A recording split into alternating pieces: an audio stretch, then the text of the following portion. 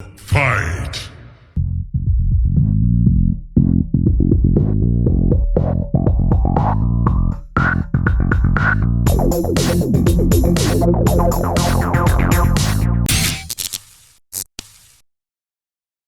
Hi guys, welcome to season 5, episode 10 of the MKAU show. This is our finale for the season. Today we have Redgraves, Hi. we have Sammy, What's up? we have Subby, Hello. we have Ash, Hello. and we have recurring M. However, this is her first time as a reviewer now, so welcome M back. Thank you. Yeah, it's a pleasure to have you on the team again. So what has everyone been up to?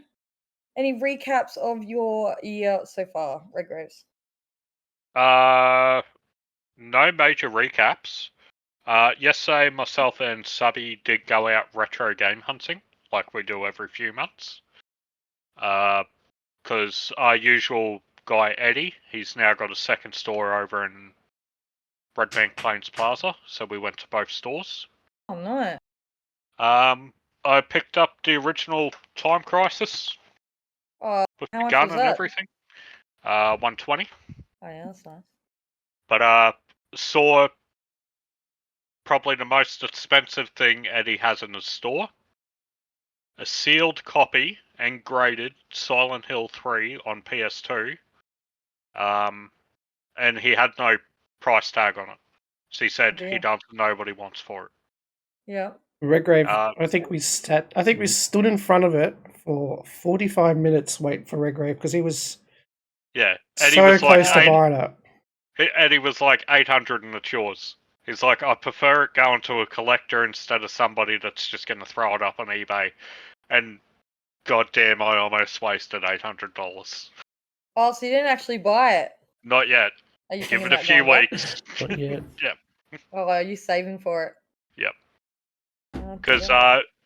I think we were looking at it on eBay, and I think the recent sale was just under $2,000 for it. Yeah, there was a couple, 2.2, 1.9.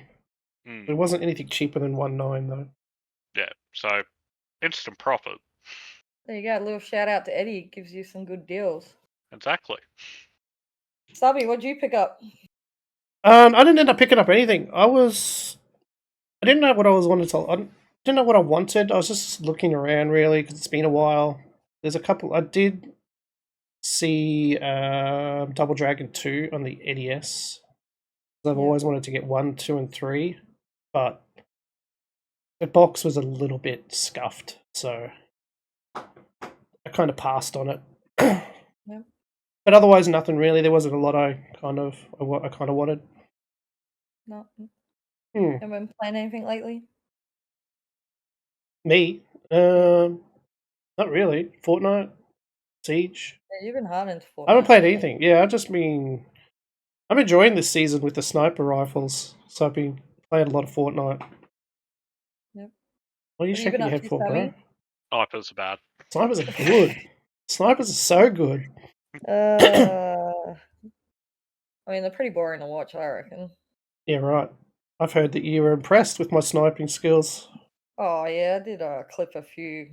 The kills are good. Watching you line them up gets boring. Because it's too easy. Yeah, okay. What have you been up to, Sammy? Movies. I saw the Aquaman movie on Wednesday to review it. Just submitted my review as we're setting up for this. Yep. Playing Spider-Man 2 whenever I get the chance. Hasn't been much, but I've been busy. Not much else actually. Just Christmas stuff, catching with friends. So that's been taking a lot of my time. And game-wise, it's just been Spider-Man 2, but not much else. What are you thinking about Spider-Man 2? Story-wise, I'm really enjoying it. I think the only thing that bugs me is Venom's identity, because it's not Eddie Brock. I'm always a Eddie Brock purist when it comes to Venom. But the game itself, I'm actually really enjoying, as I like some people. That guy grinning. What? Yeah, Subby. Well, I like Spider-Man. Yeah. All Sony haters. But yeah, honestly, I'm really enjoying the game. It's a lot of fun being Spider-Man, swimming around the city. What have you been up to, Ash? Actually, Ash hasn't been on the podcast for a while, right? I don't know. I can't remember when I was on the last one. It has Yeah. been a while, I know that. Yeah, it feels like a while. What have you been up to, buddy?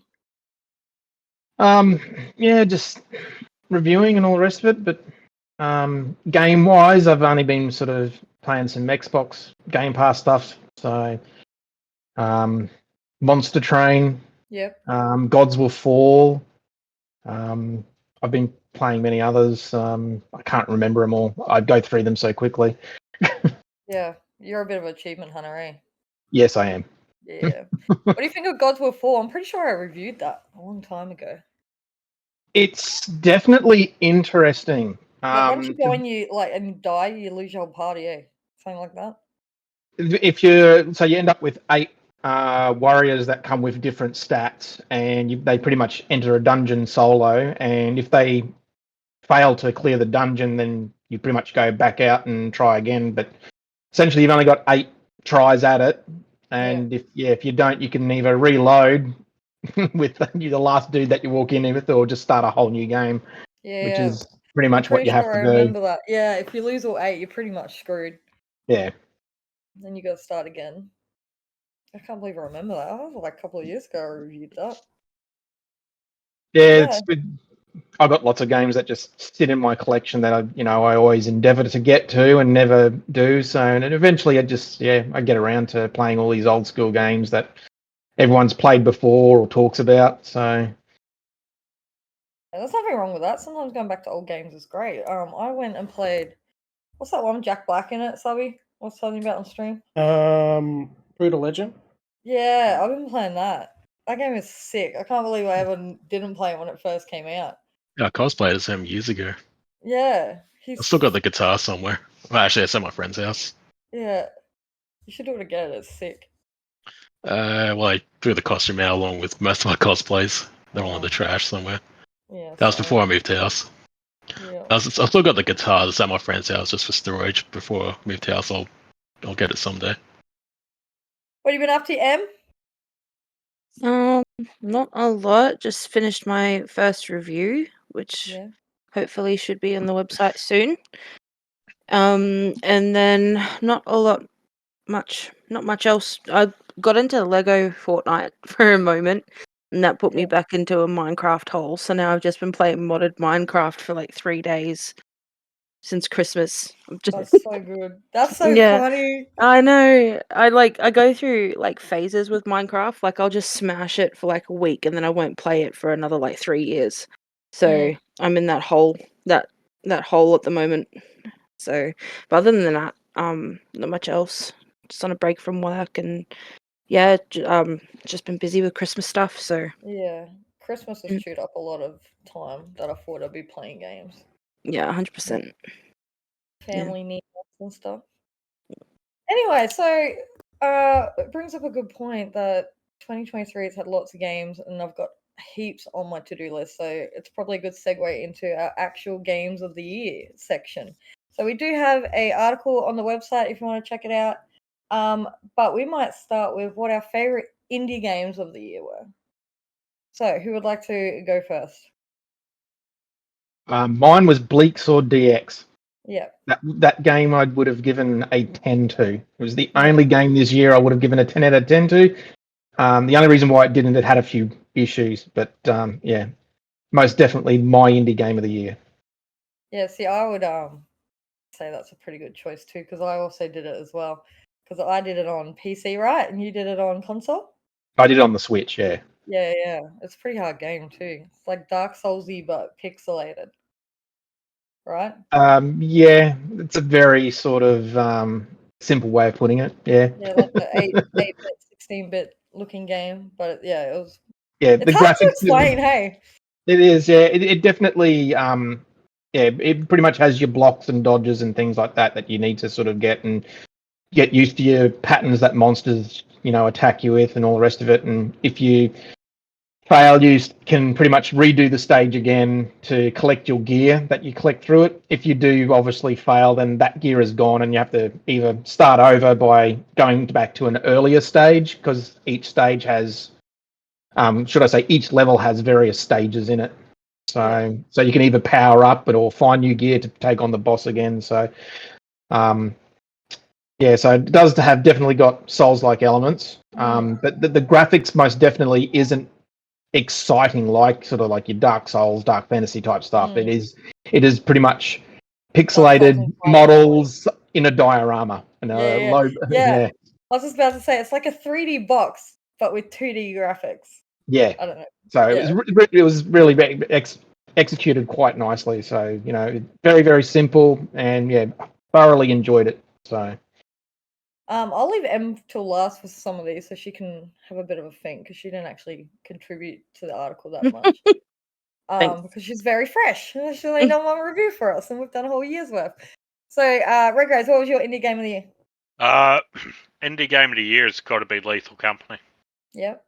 That game just came out of nowhere, and it has just raised the bar of party games with friends. Like, the amount of random funny moments that me, Vibe, like Pickles, Chaos, and Shady and everything just keep running into, it's just endless. Yeah, it's on my to-do list to play. And I'm fairly sure it's only one person that made the whole game. Yeah, it's one person dev. And like, you look at everything that they've added into the game and the recent additions and stuff, it's like they've done it in a very timely manner since it became public. What about you, Sammy? Mine was Pocket Bravery. It's a fighting game. It's, as you know, stay on brand. It's pretty much it's an original fighting game. It's got like its own original character. It's got one character from another fighting game, Breaker's Revenge, as a guest character. But all the characters are designed like chibis, with small bodies, big heads. But it's actually done really well. It's really well animated. It also feels really good to play. It's easy to pick up and play. It's a lot of fun, like pulling off the covers and stuff, like all the main ones. So it's nice to see like indie made fighting games are doing pretty well. Yeah. And also it works pretty well online and stuff. Yeah. And it's PC only. Sorry, I was gonna say it's PC only at the moment, but it's coming to consoles soon. But it's not released date yet, so that's something I'm anticipating for 2024. Yeah, console's good. Yeah. I'll go to M. Or Subby, did you have one? No, I haven't got any. I have a question that. I don't. Yeah, I don't have any. Maybe you just chime in. You can help me. I am looking through the list as we go. So if there's something that I'm like, I did play that, I'll let you know. But I didn't play a lot of games. So, but Redgrave, what did you say your indie game was? Is this indie game? Yeah. Lethal Company. Lethal Company. But did you put something else down? Oh, I can't remember what I wrote down. I wrote it down before Stace even had the idea of doing it this year. Yeah, because we don't normally do in his time. In his time is what you put down. In his time, yes. Why does your camera keep moving, bro? Sorry. His camera's tracking him. No, the USB cables. Yeah, I was about to say, I'm pretty sure I read that you did something else. Yeah, actually, in his time was one I reviewed. You can do like what do they call it when it's like runner-up? Yeah, honorable mention? Yeah, honorable mention for Lethal Company. But in his time was probably, out of ones I actually reviewed, definitely in his time was the best one I played. It was it followed a story of a young boy that his father's gone, his mother's sick, and he's dealing with all the housework and bullies at school and stuff. So it was a very touching story throughout the game and a lot of puzzles and stuff. So it was very enjoyable to play, but quite emotional. Cool. M? I think the only indie game I played this year was Rally Alley Alley. One but review. the one I reviewed.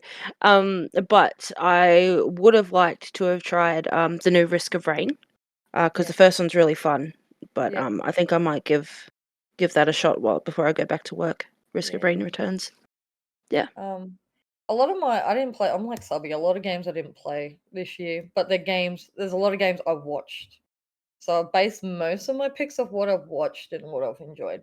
And my probably indie game of the year was Dredge, for the fact that it popped off, like everyone was playing it. 2, it was like creepy, but I love games that are creepy but behind a normal premise, so it was like the whole premise was built on you're just a fishing boat and you're going out fishing, and then slowly the game introduced like scary creatures in the water and that it was dangerous to go fishing at nighttime, and apparently there was like a real in-depth story wrapped around it, and the people that I watched play it were really getting into it. So my game of the year was Dredge. But indie games have kind of been the backbone, I think, of this year. And there's been so many that have come out, even like your favorite and one of my favorites, Devolver. Right, they've had games like Gumbrella and all that sort of stuff come out this year. And the what's the one where they just run and kick people in the face? I can't remember. I don't even think that's out yet, is it? Angerfoot. I don't think that is out yeah, yet. I don't think but it's out yet. Playing that at PAX, yeah, I don't know. Indie games, like you could tell even from PAX, just the space they had for indie games this year, and watching little indie devs like Cult of the Lambs, they had like a massive booth this year amongst all the AAA titles. So it's good to see the evolution of gaming just through all the indie stuff. All right, let's move on to the next stuff. Best horror of the year. We'll go Redgraves, our resident horror game player. So I've actually pulled up my list now on my phone. Yeah, that's a good idea. So, yeah. You can't keep changing your answers, bro. I can. Stace just approved it. So for best horror, I did put down Lethal Company. Just with all the different types of monsters and the rules that come with them. Like the one called the Bracken. If you turn your back on it, it'll snap your neck and drag your dead body away and stuff like that. Turn your back on it. Yeah, so if you stop looking at it, it kills you and everything. So there's certain ways around with getting past these monsters, other than just beating them to death with shovels or the shotguns. But other horror games I've played this year, I don't think really anything measured up to it. So I'm still going to say Lethal Company was my favorite horror. Yep, Sammy. I didn't play any, but I've watched a lot of streamers play Resident Evil 4 remake, and like even though I don't play the games, I'm actually still a fan of the franchise. Just something I like to watch. And just watching streamers play it and like seeing how because like streamers who have played the original game and seeing how they compare it to the GameCube version. But it's just really entertaining to watch, and just seeing all the intense moments, or the chainsaw guy coming after you and stuff, and seeing all the seeing everything in improved graphics is it's a lot of fun. Yeah, they did a real good job on Resident Evil 4. I'm not gonna lie. They did, yeah. It does look good. There's something. We'll get to it with the games of the year thing, but there's something about a remake winning that kind of irks me a little bit. But anyway, that's a different conversation. Ash, what about you? My pick was Aliens: Dark Descent. Yep. Not that I really kind of classify Aliens as a horror, but it's probably the closest. People do claim it as a horror, and that's fine. It gave me nightmares when I was a kid. The movies. I had hard nightmares from that. Yeah, but that was my pick. I love the Alien franchise, so the whole world of Aliens and Predators and all that. So I've got all their movies. So that was my pick. It was pretty easy. A bit of nostalgia sort of grabbed me because of my love for the franchise. So, what about you, Sub? I don't think if there was anything horror-y that you played. I did play Dead Island. I think I reviewed Dead Island. Oh, you did? You did? Yeah, I did play Dead Island, which I enjoyed the Dead Island games. But I also played a lot of Texas Chainsaw Massacre with Redgrave in the game, which was a lot of fun. We had some pretty good strats.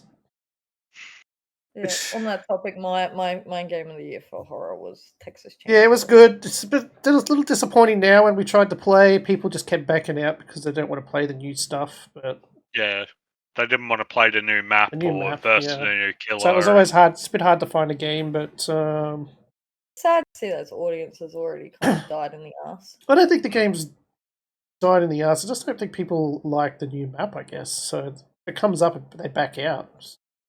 The new map. Yeah, but is when pretty you're saying bad. at certain times of the night, you couldn't even. Yeah, I think the later it got, it was harder to get check, into a game. Like, to make a team.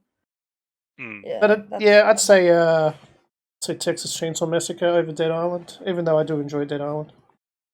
Yeah, the problem for me is I don't generally play horror games anyway, and ones I do feel like I can play, they're scary at the start, and then like I get used to it.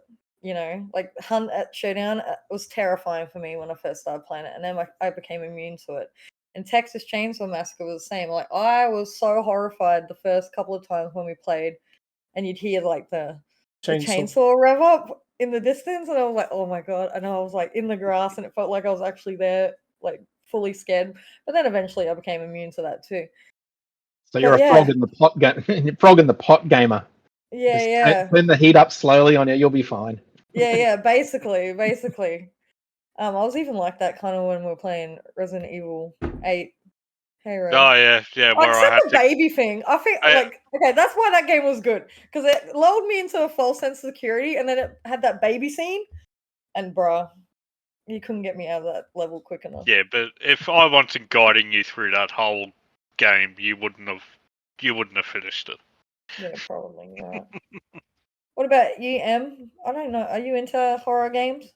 Not really, but it's been funny watching the guys play Lethal Company. Yeah. I'm not really a horror girly, to be honest. I'm a bit too anxious about that. No. No. Same. It's generally a rule that I don't play horror games. All right. You played 2 Resident Evil as well, though. Me? Yeah. She played 8. Yeah. Yeah, because I got made to. Yeah, I had to go over and physically give it a game. Yeah. Do you know what? It ended up being one of the best games I played that year, though. Oh no, just like Elden Ring, and you still haven't played much of that. Yeah, true. I've still got your disc for that too. Anyway, I digress, so to distract him so I can get to keep it. Best action adventure. Yeah, you bought it again anyway. What's everyone's favorite action adventure or game for the year? So this category is so broad because a lot of games could be an adventure game and an RPG, or an adventure game and a strategy game. But anyway, Regos, what was your best adventure game for the year? Lies of P. Yep. So, for those that don't know, it's a new Souls-like, and everything about it was just amazing. It's based on the premises of Pinocchio, right? Yeah, so it's like a dark retelling of Pinocchio. Yeah. But it played a lot like Bloodborne, which was only exclusive to the PS4. So it was good having that feel again instead of having to go back to an older game. Is it like a tight story around it, or is it kind of airy-fairy like most Dark Souls games? Sort of a loose story. Like I didn't really play it for the story. I just played it for the amazing boss fights and like the rage-inducing stupidity deaths that happen. Yeah. What about you, Sammy?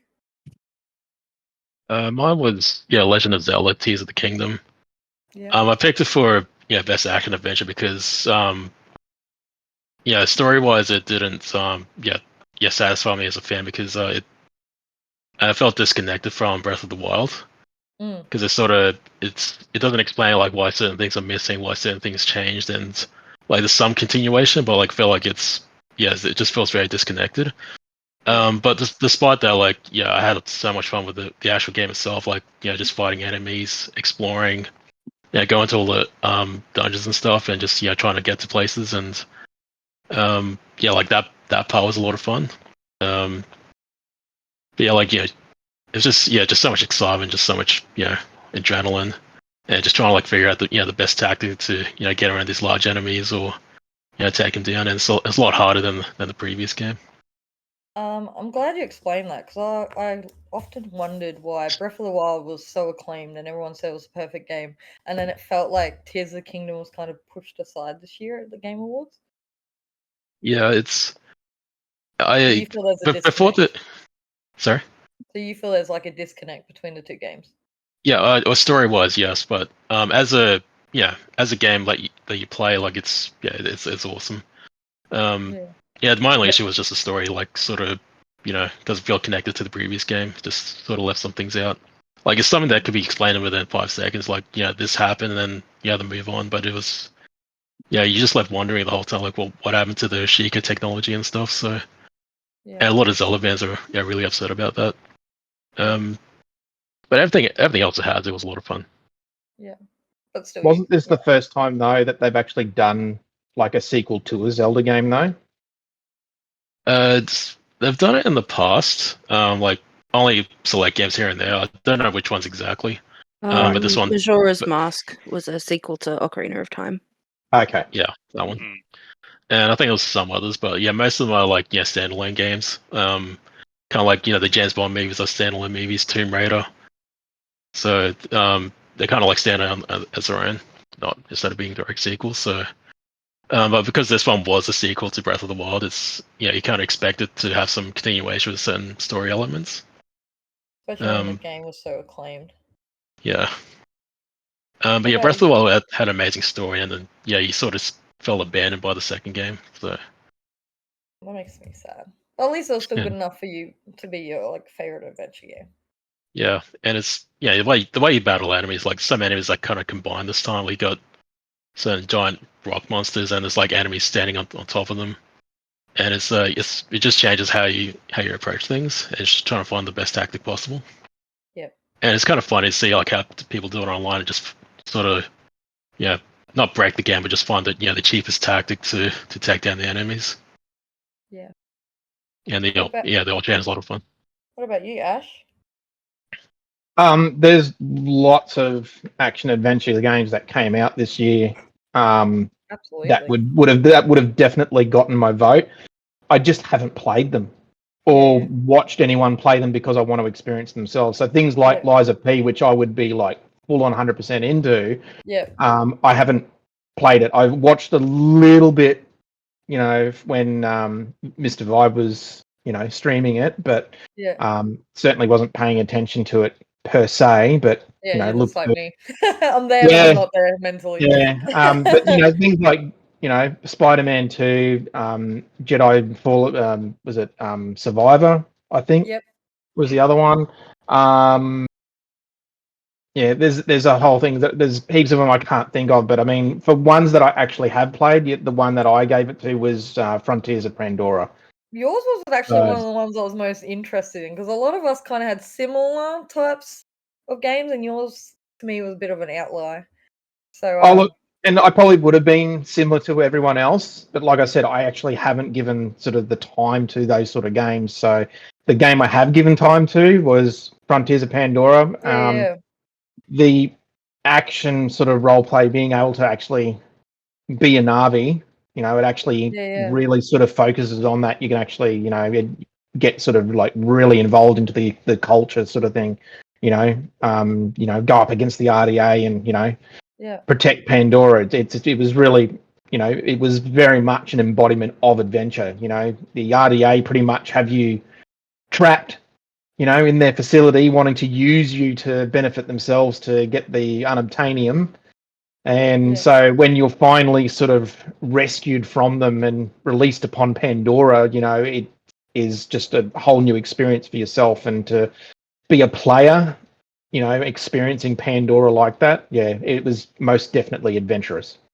See, I've heard nothing but good things about that game too, so that's why I thought it was really good that you included it. Yeah.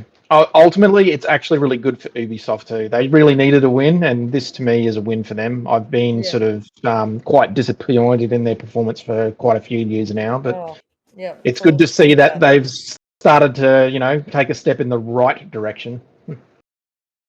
Yep. No, I agree. M? Probably Hogwarts Legacy. for me this year.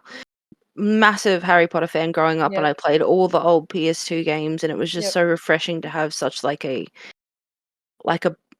really big open world set in the Harry Potter universe, and that was really cool. It did lack a little bit in some areas, but it was still a bloody awesome game. You know, that was like one game that I heard so many people say, "Oh, I've 100%ed it." You know what I mean? Like, I think it kind of got pushed aside too and snubbed a little bit at the Game Awards because when it first came out, like everyone was obsessed. Yeah, even I was obsessed. I'm not big on Harry Potter. Oh, it was just so good, and it was you know, if you played one of the old Harry Potter games, it was just like it was everything you wish like a Harry Potter game would have been in you know, back then as well. So it was really heartwarming for me. Yeah. It was like yeah, it was just really good. Yeah, you know it's good because Sully didn't even know what hippogriff was before he started, so he still doesn't know what it is, and he fucking. I was going to say, ask him what a hippogriff is. So what's a hippogriff, Bobby? But he would. He'd be like, I "I'm can't gonna get remember. off. I gotta play Hogwarts." Oh, he's into that now. I played a lot of that game. That was a good game. That's my pick for Whenever sure. we were in that game, we'd be playing Siege. He's like, "I gotta get off. I gotta go play Hogwarts." Yeah, like I was sitting in people's streams trying to wait for skins. I didn't even have the game. What you skins? know? Oh, for the when you get cloaks and stuff by watching people's. Oh yeah, the Twitch drops and yeah. Yeah, I didn't even have the game, and I was like, man, I need that Twitch drop. I think I spent most of my time customizing my room of requirement. It was just so good. It was that part that was an awesome addition to the game for sure. I feel good. Yeah, 100%. Sometimes it doesn't have to be the best game, but for you, if it's a feel good game, you know what I mean? Yeah, 100%. So is Hogwarts your adventure game of the year then, son? Probably. I played that in Spider-Man 2, and Spider-Man 2 was good, but it was much the same as the previous game. So yeah, it wasn't bad. It wasn't good. It was just, Spider-Man. So yeah, I'd say Hogwarts for sure. I really enjoyed it.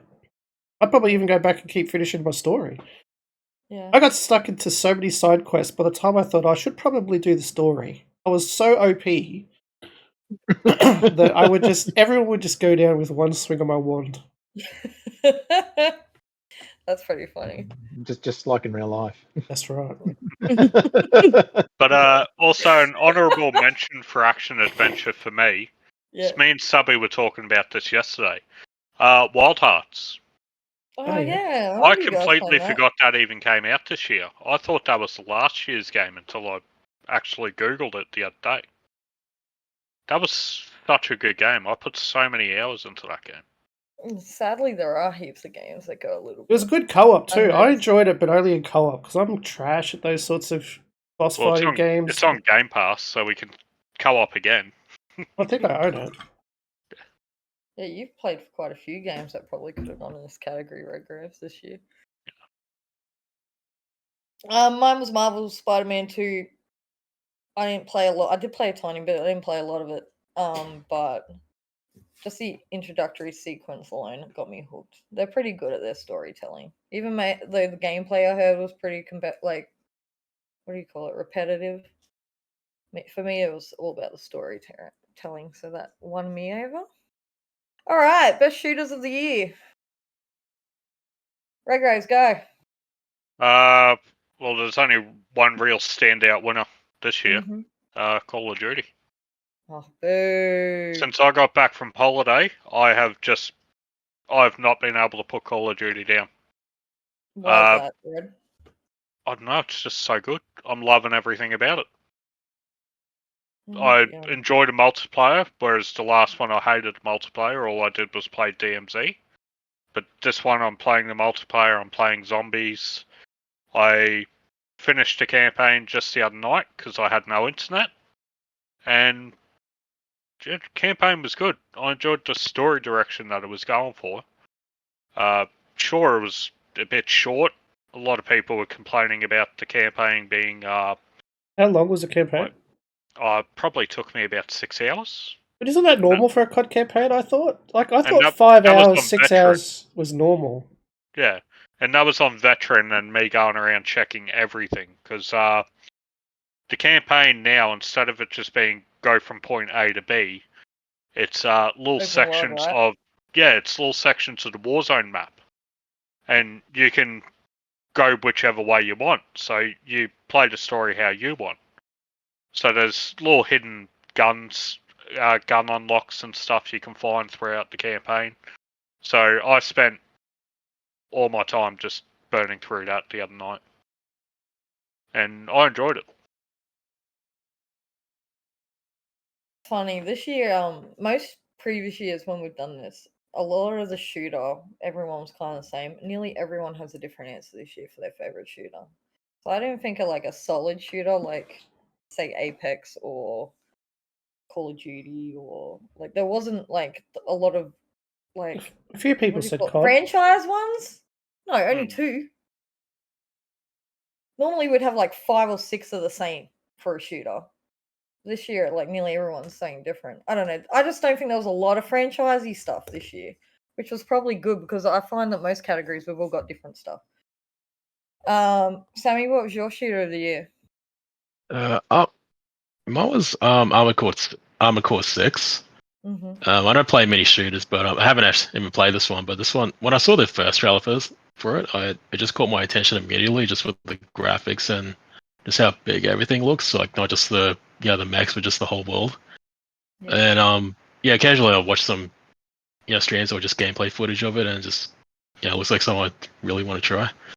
And hopefully when I get past these other games, I can actually buy it and try it for myself. Yeah, just based on how it looks, it's really got my attention. Yeah. Subby, you can actually answer this one. What was your shooter of the year?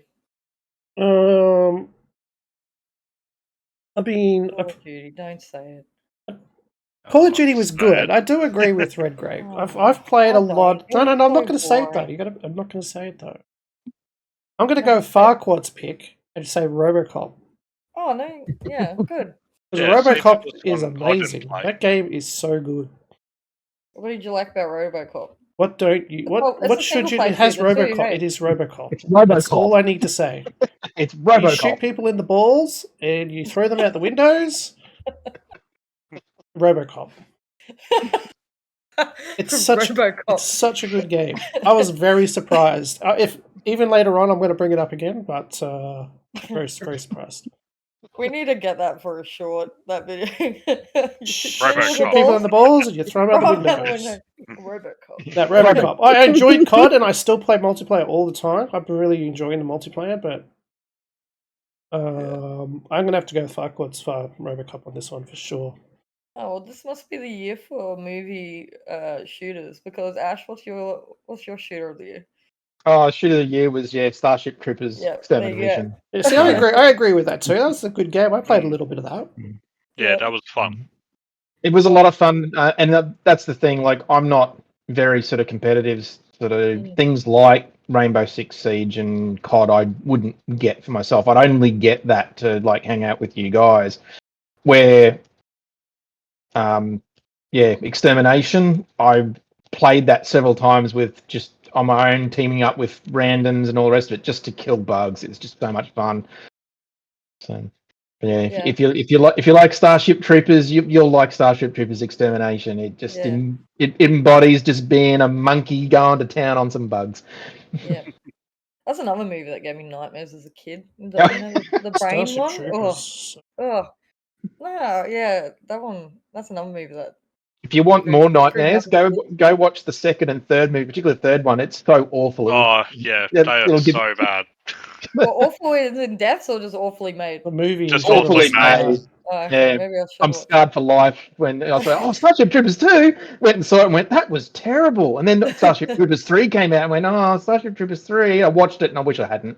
It's the second one where they had the brain controlling little leeches, and it was more so the people that were under control. Was that second or the third? That's the third one where they're in the complex and they don't know that the bugs are actually in their head. Yeah. Yeah, that one was terrible. Oh, it was awful. It was terrible. Yeah. The animated ones afterwards weren't bad. The animated ones were good, yes, definitely. But yeah, the movies, yeah, stay away from them. Just watch. There's no such thing after Starship Troopers, the movie. That's it. No, nothing else. There's Nothing no else. sequels. Yeah, there's nothing after that. Yeah, go watch Super Troopers instead. Yeah. All right, Sure. what about you, Em? This You're year quite big on actually. shooters, hey? Well, Modern Warfare 3 is the first COD game I haven't bought since 2009. Same girl. Just because the last few installments for me, like Cold War, Vanguard, Modern Warfare 2, they just didn't hit very well. So I just didn't really want to take, another L from I understand that. from the franchise. So the main shooter that I got into this year was actually Counter-Strike 2. Yep. So that's what I've been pretty much playing. I played a bit of Apex at the start of the year, but my pick will probably be CS. Yeah. Yeah. Mine was Starfield. Only because I play a lot of RPGs anyway, so most of my shooting games are that. I like single player, generally shooters, and no really multiplayer shooters super impressed me this year, so I went for Starfield. I just like the gunplay in that because there were so many different varieties and you could do laser beams and all sorts of stuff.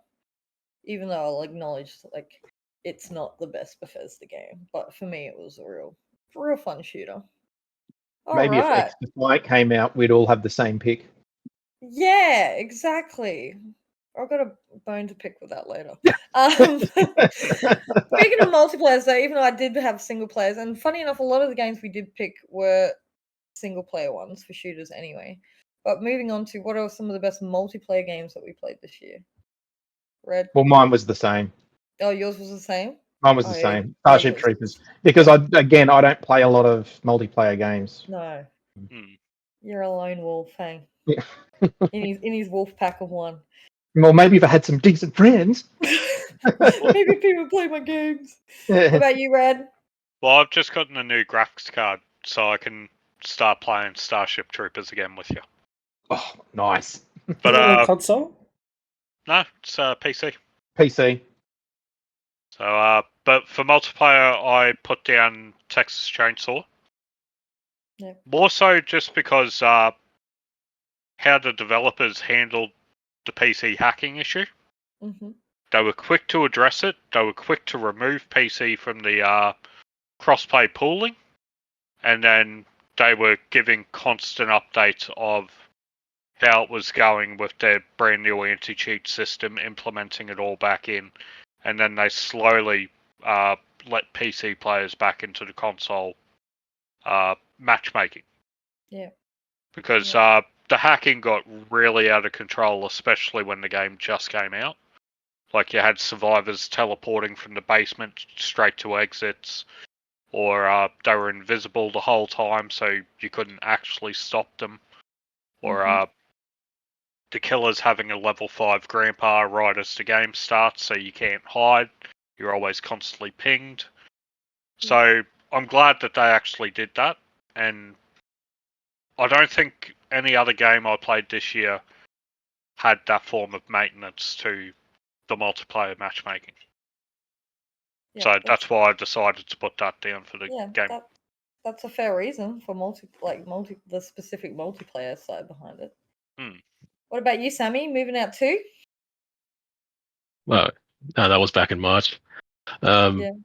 Yeah, no, but that, moving out to, I've played the first game back in 2020, and it was definitely a fun game, but it was released during lockdown, and it kind of defeated the purpose because like it was, actually, because it doesn't have online. That's why it defeated the purpose. Yeah. Because like you couldn't really play with friends. But there was a lot. Yeah, the first game was a lot of fun. And then the second game, it's more of the same, but in a good way. But then I introduced online mode for the first time, and that was, I was excited about that. Then I saw the review got offered, and I jumped at the chance for it. Yep. So I got to review it, and I had a lot of fun, even just playing on my own, and play with some friends when they're available. And it was just a ton of fun, just trying to load furniture onto a truck and just trying to avoid obstacles, like they'll be attacked by dogs and stuff, or even Yeah, you get to certain levels, That's you have to pretty travel cool. through. Yeah, you get to certain levels, you have to travel through portals and stuff, and it gets pretty wild. So it's kind of like a puzzle solving aspect to it as well. And like me and my friend, we were on voice chat, and we were just trying to communicate, and just we just kept swearing at each other, blaming each other for everything, and just it's kind of becomes part of the fun. Yeah. Reminds me of kind of like Party Animals, right? It's got that like ragdoll Yeah, type physics. Hey. yeah, it's pretty similar. Also, Overcooked, it's kind of in that vein as well. Yeah. Yeah. What about you, Sub? Um, What are you doing at? Laughing what are you about? doing here? I'm just Okay. repositioning my legs. I thought you were sinking. Sinking into this. No, I'm on. Place. Well, I couldn't So find my weird. webcam, so I'm on my laptop, and I'm just trying to get comfy again. For those that couldn't see, M was shrinking. Melted away. Yeah. Is that what you're laughing about? Yeah. Yeah, she I just thought kept you, getting like, she just kept getting laughing smaller about and it. smaller for some reason. Yeah. My leg was starting to cramp. I'm sitting on my bed, so That's okay, yeah, no my leg was problem. just starting to cramp. No deal. Texas Chainsaw Massacre or COD for me is the only two multiplayer games I think that came out this year. I don't know. I think I played more COD. Did you end up I don't cracking know. in the zombies? No, I still haven't started playing zombies. Oh, bro. I will Apparently wait for zombies you. better than nearly I've all of watched it. Redgrave and Vibe play quite a bit, but I've not started playing yet. I haven't even done the single player. I've just been really enjoying just multiplayer. All the old maps. Don't go past all the old maps. I think that's what makes it good. Those shitty Yeah. maps from all the past CODs. They just can't make a good map anymore. What about you, Em? Yeah, probably. I didn't really play many multiplayer games that came out this year. You're another lone wolf. We should be in Yeah, a pack together. yeah, yeah. I've been playing Minecraft. Yeah. That's a multiplayer Yeah. I mean, game. yeah. Didn't you Yeah. play It didn't come out Baldur's Yeah, but Gate it didn't one? come Pretty out out this year. but I actually hated the Baldur's Gate multiplayer system. Oh, okay. Loved the game itself. Hated how slow and how you couldn't have like individualized dialogue options or anything like that in Baldur's Gate. So yeah, it'd just be CS:GO for multiplayer because I didn't like that part. Well, my I never thought I'd put this on a list, but my multiplayer of the year is Diablo 4 because I actually really enjoyed it with everyone. Remember, as a multiplayer, I didn't say as an RPG or anything. As a multiplayer, I thought it was really good. How you could go into and do the world bosses together, and you could drag people in, and you could carry them if your level was higher, and you could share the map and help them finish like strongholds and stuff. Like, I think as a multiplayer, it was still pretty good. And we used to all play and laugh along with each other and all that sort of stuff. So for me, my favorite multiplayer this year was Diablo 4. And the story was real good. You got to admit the story was pretty good. I mean, not as good as Diablo 3, but it was still pretty good. The story was good. It's just the seasonal drops have been horrible. Yeah. Oh, do I dare mention this topic? Yes, you do. what topic? We need controversy. No, oh yes. Actually, we might because you and Sammy can start Yeah. starting people. Yeah. All right, sports / What happened to fighting RPG? game of the year. Nah, skip that one. Oh, okay. I'll Baldur's skip Gate RPG. 3. Sports no and fighting interest. games. Yeah, there's Exactly. there's an entry in here which confuses me, but anyway. Okay, so sports / fighting game of the year because fighting technically, I suppose, is a sport. So, Redgraves and Sammy together can say what their sports fighting game of the year is. Street Fighter 3, 6. 2, 1. Yep. Yeah. Street Fighter, yep. All right, go. You two. Why do you think Street Fighter is better than Mortal Kombat? That's the only conversation we're having right now. No, not Round one. Mortal Like- Kombat 1. Yeah, Mortal Kombat 1 this year is just... I can't get into it. It's like Diablo. Okay, decent story. Seasonal content's crap. The invasion Invasions is towers, it's just a mess. I can't get through half the challenges. They're too stupid. and this is coming from Sub-Zero. Exactly. Yeah, it's scary when our fearless leader. I don't goes hate into it. Mortal Kombat 1. I just don't like it as much as the past game, the previous game, at all. What don't you like about it? Invasions? Is that it? Invasions, they just repetitive. It's just some of the challenges they introduced to get into the next little world, just dumb. Like I'm stuck on one that you need to survive something, and I just can't do it. I'm just shit. I think it's just me. But no, Street Fighter's did amazing this year. Like, you got your basic online, which I'm assuming Sammy did a lot of because you like your competitive fighters. I went straight into the story mode thing. So I created like a scuffed version of Sasuke. And then I gave him a Blanca outfit, and then I don't know what the hell's happening with that character these days, but I was all about the create your own character and run around the world type thing. Just randomly punching people on the street and getting into a fight with them. That as soon as I saw you could do that, I was like, I'm buying it. Yeah, I hated all that stuff. It's boring. What is? The World Tour thing, whatever it is, the single player. Yeah. Street Fighter single player. Well, so what was your favorite aspect of Street Fighter 6, Red? He just told you. I just said the story mode. Oh, the story mode. Yeah, being able to create your own fighter. Just better than Mortal Kombat in general. No, Mortal Kombat does create your own character and introduce them into the Street Fighter universe. You can learn from the other characters like Ken, Chun-Li, and all that type of stuff. And yeah, I enjoyed that aspect of it. And I did a few online matches. I won a few games, lost a lot of games, but yeah. What about you, Ash? If you're like me, Em, I don't even have really a fighting or sports game of the year. I don't really play any of those. Oh, look, I haven't played fighting games for quite a number of years, but to be perfectly honest, I was actually looking forward to Tekken, but it's been pushed to next year. And that was my jam back in the day, out of all the fighting games. But yeah, so no fighting game for me this year. So I had to go sports game, and I only played one sports game this year, and that was Football Manager 2024. Yep. So it got my vote because I reviewed it. So yeah. We don't really get a chance to play sports games at MKAU because Whippy is normally the first one to scoop them up in a heartbeat. Yeah. So. But ultimately, I learnt so much. And dealing with the community with that game was a real eye-opener. Like, I've got a lot of respect for that style of game now, which I never would have done if it wasn't for the fact that I had to review it.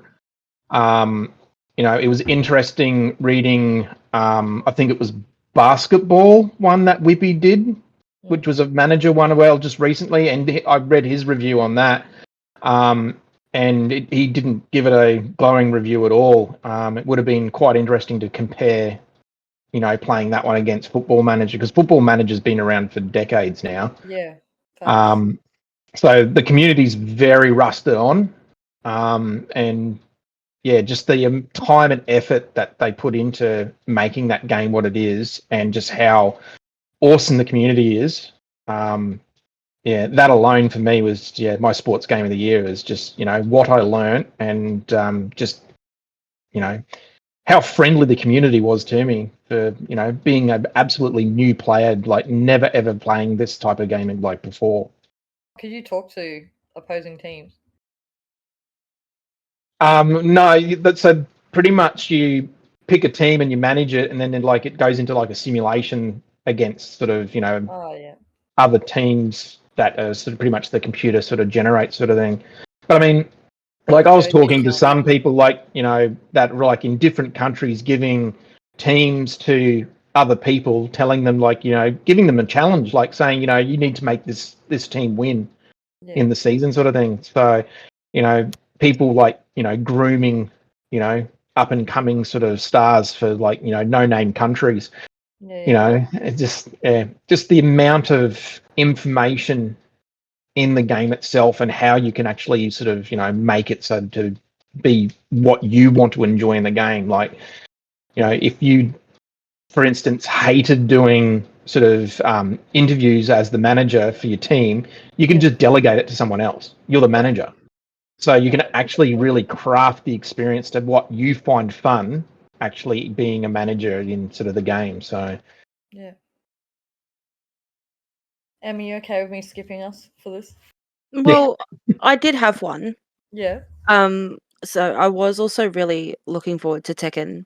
But I actually really enjoyed Forza 8.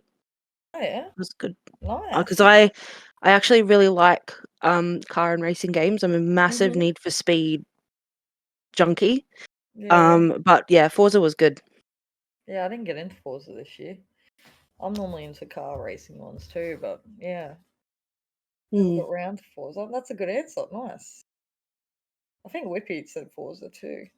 Whippy said UFC. Oh, no, UFC 5. UFC. Yeah, UFC 5. Yeah. Nice. Which counts as Alright. both. I'm skipping remakes and remasters. We'll go down to best character. What was one of your favorite characters that you got to play as this year? Let's go Ash. What was your favorite character? Oh, my pick this year was from the Grissa Fuji? 7. Yeah, Fuji. So, yeah, the actor that played him, I've has seen him in plenty of different animes, and he just did a upstanding job as he always does. So pretty much that was it. Yep. Very short and sweet. Famous actor in the animes I watch, did a good job in the game. Yeah. He gets my vote. Oh, that's nice. Right, Grace? Mine was Leon from Resident Evil 4 Remake. Yep. Just having more, just background on his events during Resident Evil 4 that once in the original game. Yeah, because they added a lot of stuff to this remake, hey? Yeah, they added in some, Extra lore scene. that felt like it was missing. But it was originally a tie-in with, one of those shooter Wii games. Yeah. Like spin-off type games. Yeah. So it was good to have more of a polished story around him this year. And just backflipping and roundhouse kicking infected people it's always fun. So he gets my character of the year. Yep, Sammy? Kazuma Kiryu from the Yakuza games, or Like a Dragon, as it's called now. Yep. Since the first game came to Australia in 2006, I played that. I played every game in the mainline series, and I followed the story ever since.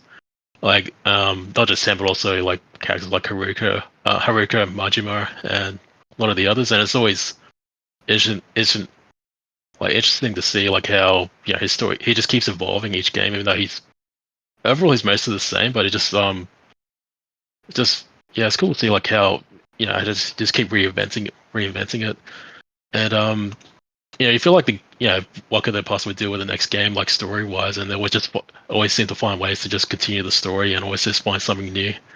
And like even when it feels like he's reached its end, his story just keeps continuing, it just keeps going. And it's going to be in the next game as well, and coming out in next month, Like a Dragon Infinite Wealth, alongside the new protagonist Kasuga Ichiban. And but yeah, someone who's followed the game since the very beginning, it's just always cool to see how much is involved. Yeah. What about you, Sully? Is there any characters that you played that stood out this year? Yep. Yep. The bull shooting man, Robocop. Oh my god. Yep, Robocop. So you've been a fan for a long time, hey? I love Robocop. So good. So yeah, Is it the same actor for each movie? Or do they change him? Yeah, it's Peter Weller. I'm pretty sure it's always be the same guy. Yeah, I don't know if he voiced. Did he do the voicing for this? I don't know. He did. Yeah. I think he did. He did. He also did it for MK11. Yeah. So they used but the yes, same guy. He did voice the game. So yes, you got the original Robocop voice.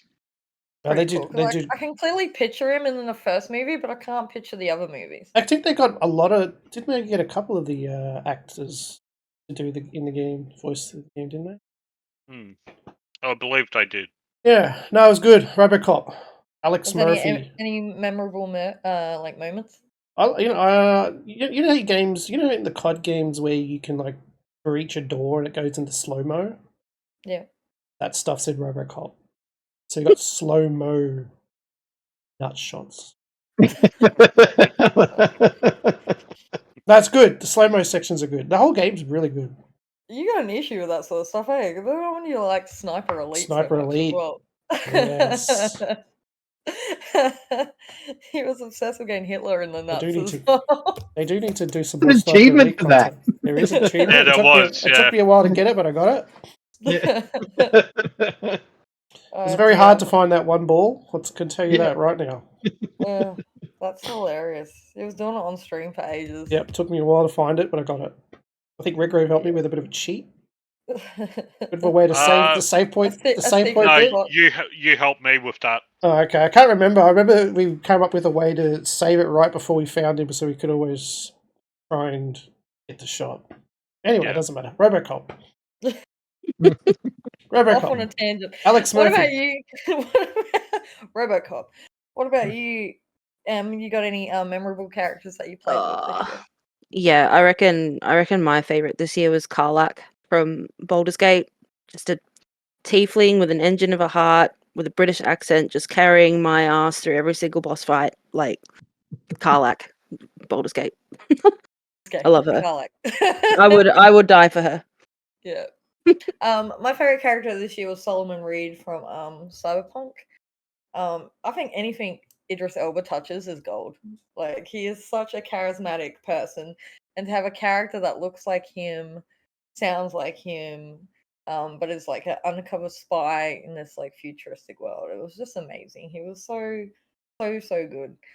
So he is my character of the year. You do realise the character was modelled off him and he voiced him. That's why it sounded like him. Yeah, I know. I said that. Anything Idris Elba touches is gold. I don't know. He was almost as good as Keanu Reeves, but no one beats Johnny. I don't know. Ghost Rider 2 was pretty bad, and he touched that. He was all over that, and that movie was horrible. He wasn't. Yeah. He wasn't the lead star though. Yeah, but he was in it. And there was talks that they wanted him to be James Bond at one stage, and I could totally see that. He would be a sick James Bond. Who? Oh, right. Yeah. Yeah. Well, I'll start with this one anyway. Best DLC, mine was Phantom Liberty, Cyberpunk 2077. That literally like revived Cyberpunk all over again. The numbers peaked of people playing it. It was like a pretty decent sized DLC with a full blown story attached and so many what do you call it? Quality of life, like upgrades and stuff were added to the game, and the whole experience was beautiful. Like it flowed and it was nice, and I didn't have one glitch or one error, or it was just such a good DLC to play. So for me, my best DLC was Cyberpunk Phantom Liberty. What about you, Red Grace? Mine was Separate Ways for Resident Evil 4. Yep. Just being able to play Ada's new refresh story. She looked good too. Game. She did. She looked good. And then they also added in like mercenary mode, so you can play as different characters just doing time challenges. Mm-hmm.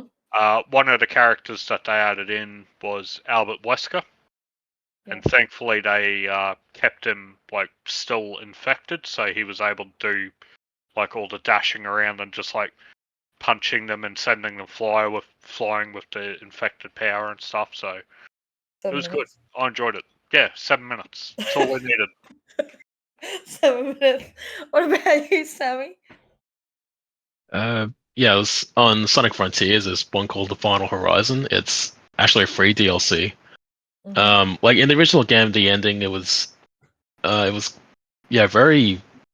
letdown just with the final boss, because the other bosses that like massive epic battles fighting these giants, just the colossal titans and stuff, and then the final battle was like a top down like arcade shooting game. Yep. And it was just I don't know what the hell they were thinking, but then the Final Horizon kind of like set things right, and it gives you like a proper ending with a proper final boss, and it's depending on what difficulty you play, like it can be really, really challenging and really test your metal. Plus, you also get to play as Knuckles, Tails, Amy Rose, which Sonic fans will really like, just like myself. Especially playing as Knuckles, because that's I would definitely pick him over Sonic any day. Because it's Live up to my namesake. Yeah, you gotta respect when they go back in and change stuff, Yeah, and it's like, as good as the game was, it had the disappointing. There's some parts that are disappointing, so like DLC is kind of like, just set things right and made it even better. Yeah. Your one, Ash, is interesting because I always thought this game didn't get the praise it deserved. What was yours, Ash? Ghostwire Tokyo, the Spider's Thread. Yep. Yeah, because I didn't play it when it originally came out, and I only got it when it actually got released onto the Xbox. And when it got released on the Xbox, it actually came with that DLC. Yeah. So, so consequently, because I went in fresh, not knowing, I couldn't tell the difference between what they had added and what wasn't in it. I actually had to go and research it. So for me, for it to actually fit so seamlessly in, that was pretty much just a straight up win. Yeah, commendable. Yeah. But also gave it a good sort of longevity sort of things, because once you finish the game, the Spider's Thread is pretty much a roguelite sort of gameplay where you sort of move from instance to instance, battling and gaining sort of favors from the Nikos. So yeah. What about you, Sub? I have no idea. I don't know I don't think I played any DLC except for stuff like. What about Fortnite? Well, that's what I can think of, like Fortnite seasons. DLC? Fortnite season. Straight up separate game. What? I'd say that. Well, it's a separate game. I would say, I don't know, maybe some Mortal Kombat characters are pretty cool. Like Omni-Man's pretty wild. Yeah, you could say Payday 3. We do have to check that out. Well, I haven't played the DLC yet. Whip is apparently reviewing that because he did the main review. Season something. There's new heists. There's new heist out for Payday. I don't know. Maybe the current season of Fortnite's pretty cool. I'll probably put that down. I mean, 1 year I put I think Rainbow Six Siege. The year they look, Mozzie and I do like the new operator. Yeah, maybe Rainbow Six. Yeah. The operator's pretty cool. He does it's got these gadgets that you can throw them at the walls and it stops people from breaching them. There's a good ways to really avoid, like, no one can breach enforcement. Have you used it yet, Stace? Frost dude? Is the guy that throws like the little canister of a frost canister thing? Yeah. I didn't like the concept, so I haven't actually. It's really good. It comes in handy. You can really avoid people from breaching any reinforcement. Yeah, I'd probably say Siege. Siege's got a pretty good season. Good map. The map's good. The new layer map is really good. Oh yeah, I want to check the new map out. I'm more interested in the map than the map's character. good. Map's good. Yeah. What about you, Em? Probably the Interceptor. Probably the Interceptor update for No Man's Sky. So I had a massive No Man's Sky phase when that dropped, and it was really cool seeing the new corrupted planets. Other than that, probably Lego Fortnite. Because it hooked me for a hot minute. So, but yeah, I reckon. Yeah, I back reckon into Minecraft. That was good. Yeah, all of a sudden, I can't stop playing Minecraft. So, what made you not want to keep going with Lego Fortnite? It just seemed a little bit like there wasn't a lot you could do after, like, building your little village and stuff like that. Like, it was just, here's another random house, like, upgraded visually. There wasn't really any like technological advances or anything like that, which I did really enjoy about Minecraft. But yeah, but I definitely reckon No Man's Sky was my winner this year. They actually had two. They had Interceptor and then they had Fractal. And Fractal introduced a couple of different starships, but Interceptor introduced the corrupted planets, and they were really cool to explore. Very cool. That's a bit of an out there answer. I didn't expect that. So that was cool. This one's probably gonna be a quick category. Biggest unexpected successes this year. So something you didn't expect to pop off and blow off, and ended up being a really good game. Sammy. Well, Oh, So we'll go Ash. No, go Ash. Go. yeah. I was just going to say mine was Figment 2, Creed Valley.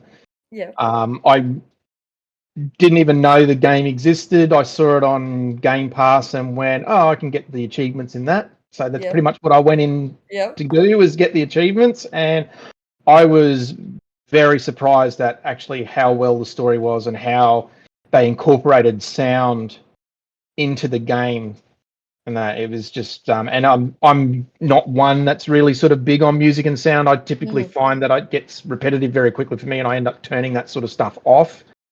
But this was done in such a way that the environment made like the music and the sound and the characters sang, and it was definitely not what I expected from such a simple achievement hunting game.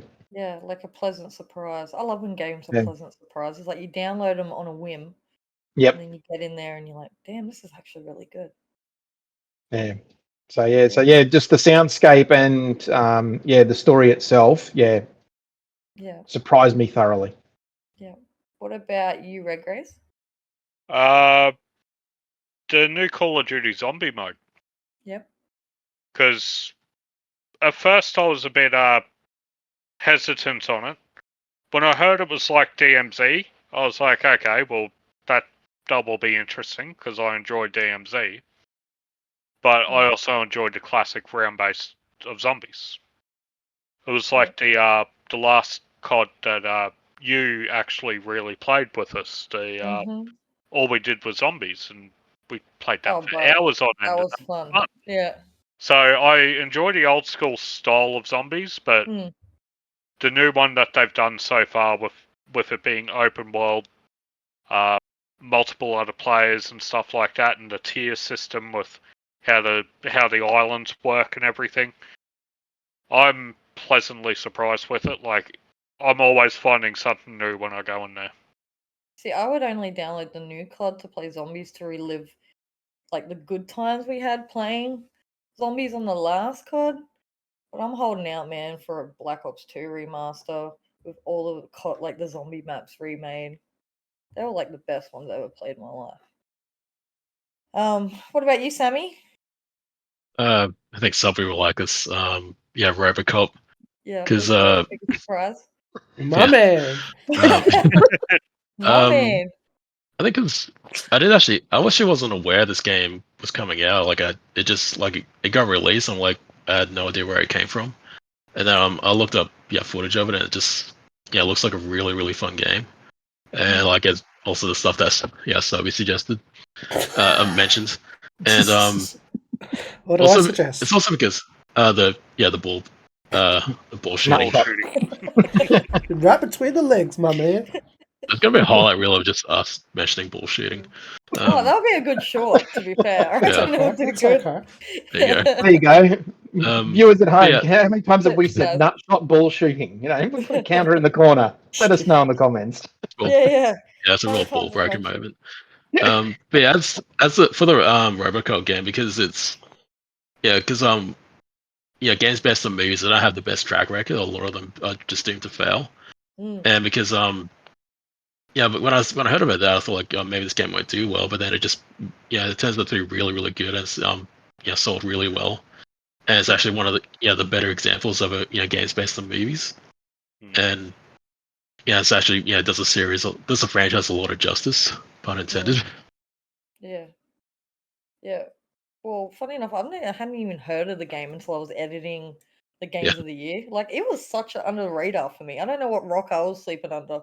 I haven't seen anything about it, and then you guys have mentioned it. I streamed it a couple of times, but Stacey's never. She's never around. So. Yeah, you're never around. You've actually made me want to go out and get it. It hadn't really.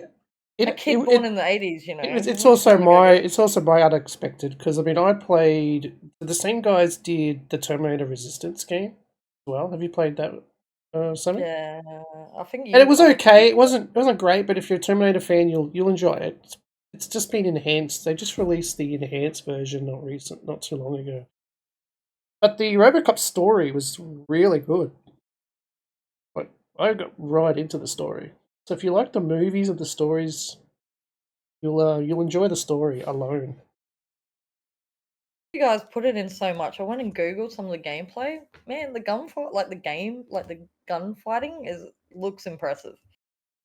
Pretty fun. Like I expected it to look like, I don't know. I don't know what I expected it to look. Budget, I guess, because like Sammy brought up, most movie to games aren't the greatest, but it looks mint. Pretty well polished.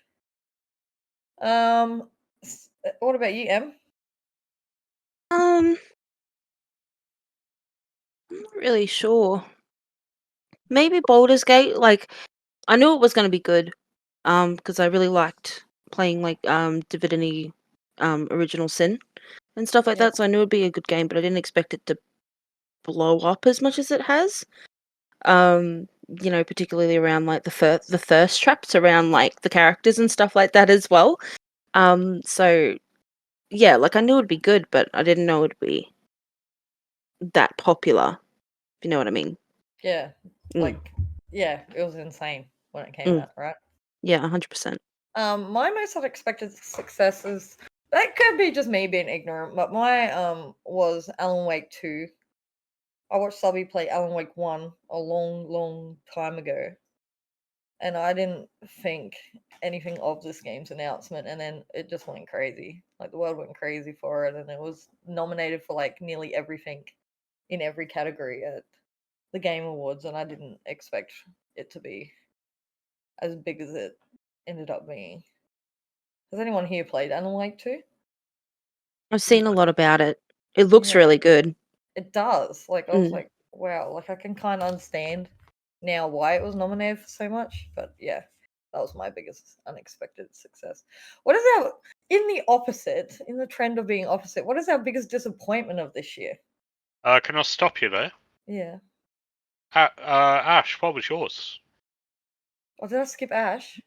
What was my what? Your Unexpected unexpected It's Ash Figment too. Yeah. Did he? Yeah. Figment Sorry, you did. Valley. Yeah. Well, I just had. Wait, Paint me in a bad light. Continue. Wow. Continue. Yep. Paint me I mean, in a it's bad nice. light. It's nice you're thinking of him. Yeah. See.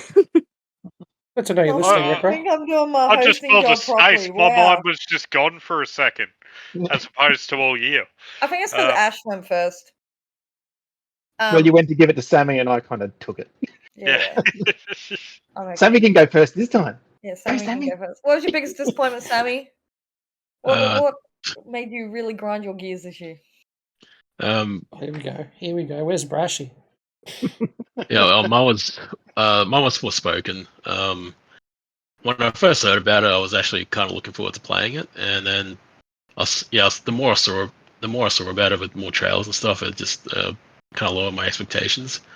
Then they released a demo started this year before the game, and I tried that, and I just completely lost the interest. I had no motivation to play it, and yeah, like even the stuff like people didn't like, the voice acting and the premise and stuff, like it was kind of stuff that kind of intrigued me, but it's the gameplay just kind of bore me to tears, and I just had no interest in playing. Plus, I had a lot of other games to get through as well, so like skipping this one was kind of helpful. It just looked very generic.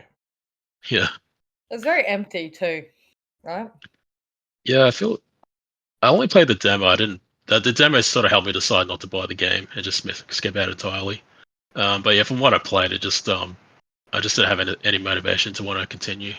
Yeah. And yeah, it's also a Sony product, so there's me trashing a Sony product. I'm sure Red's happy to hear that. Wow. I enjoy my Sony games every now Yeah, and what are you then. talking about, mate? Yeah. Yeah, I can see your. It's just Spider-Man was definitely overhyped for what. I can see your PS5 proudly on display as well. Yeah, it's right here. Exactly. I'm gonna leave Red till last for this one because I've got the same irritation. Ash, what was your biggest disappointment this year, other than everyone's disappointment in Gollum? Sorry, everyone's disappointment in what? Lord Rings Gollum. Like, I wasn't disappointed in that. I knew that was going to be a big flaming pile of garbage. So hard to be disappointed in something when you know what it's going to be.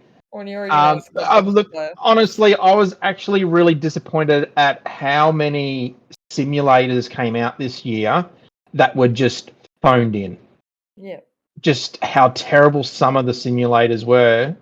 I mean, because I reviewed like a lot of simulators this year. This was definitely a year of simulators. I don't think I've ever seen so many simulators come out in 1 year. And I do. I don't. That's normally me. Did a lot of them come out this year though, or did we just not play them until this year? Maybe.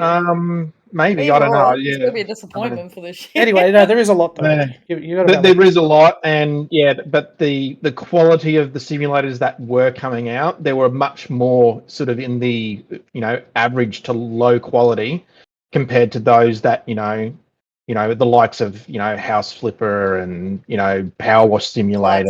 Flight Sim's the ultimate sim. Yeah, things like that where there actually are simulators that are actually really good and deserve attention. You just lose hours in them, and there's just some that I played today where it just almost felt like the companies went, what's easy money? Let's make a simulator because people will buy it. Let's just say it's a simulator for whatever. It doesn't matter. We'll just whack a name on the end of it and make it seem like it's a job that you're doing. And some of them were just absolutely awful. Yeah. So yeah, that grinded my gears was just how lazy some of these people were with their simulators. What about you, Subby? It can be a game or a situation. Okay, disappointment. I mean, I probably just going to have to agree with everybody's X-Defiant not coming out this year. Can't hear you, Stace. It's supposed to be red. Sorry? It was supposed to be red, and I'm talking about that. You But can't. you guys, that's fine. You guys can talk about it, but I do agree with it. You guys can talk about it. It's too late now. You've ruined it. But that's fine. But yes, anyway, Grace and I are annoyed. Yeah. You guys can continue the conversation about it, but I do agree. I mean, I really was looking forward to X-Defiant this year, and look, I'm happy for them to keep delaying it until it's spot on, but I would have liked it to come out. Would have been nice. The beta was pretty spot on. That's what annoys me. I really enjoyed it. Except when I was invisible. Yeah. So, Stace, do you think because now that he's gone and stolen your thunder, that was a real shot to the nuts? Yeah, basically. Robocop. My nuts are aching. No, you guys can continue the convo, but yes, I do agree. Yeah, but you got anything else now? Not really. I mean, I don't know. Not really. That's kind of I was looking forward to that, and it didn't come out. That's my biggest disappointment. I've got a few to add since you've stolen the thunder. I don't know. I was stealing your thunder. You shouldn't have asked me. You should have asked me last. Yeah. I didn't expect you to say that. To be fair. What do you want me to say? say? He's reading the list. Of course, he's going to say the list up. He's just stealing people's answers. No, I'm not stealing answers. I'm literally not disappointed about anything, but that I was like. But the fact they released a beta irritates me because the beta was so good. And you'd think, oh yeah, the game's a couple of months out. When was the beta? Like back in August or something? Oh, no, it's earlier than that. It's had a couple of betas. Yeah, but the most recent one. Not sure. Once in August, it was before then. And then they said summer, right? Didn't they say summer of 2023? Yeah. Oh, and then they cancelled it. There is another update, but I haven't read it yet. They did cancel it. Yeah, the game's cancelled. No, I'll check now. While you guys are talking about it, I'll bring up I'll go into the Ubisoft Discord real quick. Tell Subby it's cancelled. He'll stand up and start tipping over desks. And the game, I thought the game was almost balanced, except for like a few minor glitches that I'm like, oh yeah, well, it'll take them like a couple of months to fix. Yeah, no, they cancelled it, Stace. I heard you wanted it, so they cancelled it. Oh, bro, I was actually real good at it too, man. I was that fire class, and I'd jump in and just explode, and it would kill like 4 people around me. But other disappointments I can list is go. The Walking Dead Destinies. Oh yeah, talk about that. Everyone waited for that. I was extremely excited for that, for the whole thing of redo the storyline, change who dies, who lives, and everything. And that element of it's fun, but the rest of the game is shit. Yeah. Do you know what? I've seen that on a few worst games of the year lists. Yeah. And also, obviously, the big scam of the year, day before. Yeah. That was a massive disappointment, but I'm glad I got refunded for that. Yeah, that upsets me. That's in my next bit. See, I can't be disappointed because I knew it was. Yeah, but I was on to it quite early. He's like, he even messaged me and went, "Look at this, how dodgy this looks." There's something So wrong with this." dodgy. Yeah, I was impatient. I was like, well, I've got to jump in while the hype's there. Yeah. Refunded it like an hour later. Yeah. What about you, Em? Any disappointments this year? Things you wish you So- never bought? Well, it's not necessarily something I wish I never bought. A couple of years ago, when I was stream team, one of my game of the year was Hell Let Loose, and in the middle I of do this year, remember that, yeah. yeah, and at the beginning of the year, Black Matter sold it to Team 17, and they took over development, and then I think it was in June or July, they announced their first big update of them being the lead developer, Devotion of Duty, and it was absolute dog shit. Like, it just sucked, and it like pretty much made the game unplayable for a solid like 3 months. It's come good now, but yeah, it was just it was such a disappointment because we were like hoping for like some new maps and some better cosmetics, and then all of a sudden it was just you couldn't even play the game. So yeah, that would have been mine. Devotion to Duty. Hell Let Loose. Pretty good.